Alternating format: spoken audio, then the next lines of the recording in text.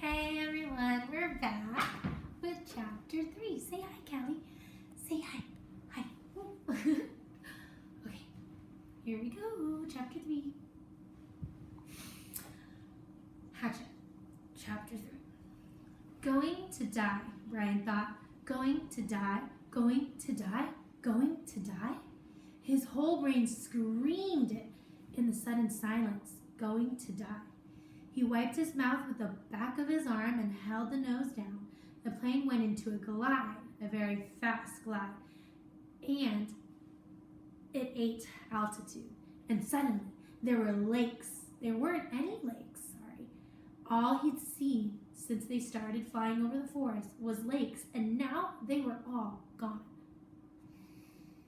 Gone, out in front, far away at the horizon.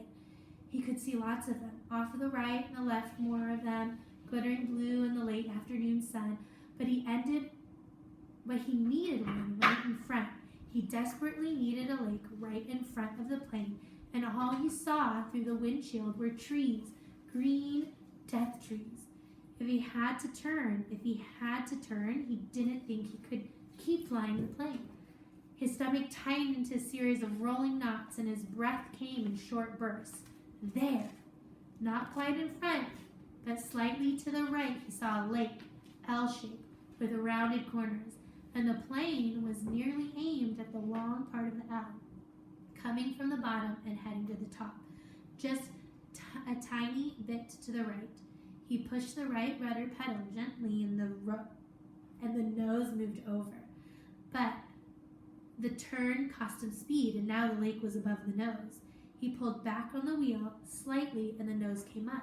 This caused the plane to slow dramatically and almost seemed to stop and while in the air. The controls became very loose feeling and frightened. Brian, making him push the wheel back in. This increased the speed a bit but filled the windshield once more with nothing but trees and put the lake well above the nose, out of reach. For a space of 3 or 4 seconds, things seemed to hang, almost to a stop. The plane was flying, but so slowly, it would never reach the lake. Brian looked out to the side and saw a small pond, and at the edge of the pond, some large animal. He thought a moose, standing out in the water, also looking so stopped, also still looking, so stopped. The pond and the moose and the trees, as he slid over them now, only 300 or 400 feet off the ground, all like a picture. Then everything happened at once. Trees suddenly took on detail, filled his whole field of vision with green, and he knew he would hit and would die. But his luck held, and just as he was hit, he came into an open lane, a channel of alien trees, a wide place leading to the lake. The plane, committed now to landing, to crashing, fell into the wide place like a stone, and Brian eased back on the wheel and braced himself for the crash.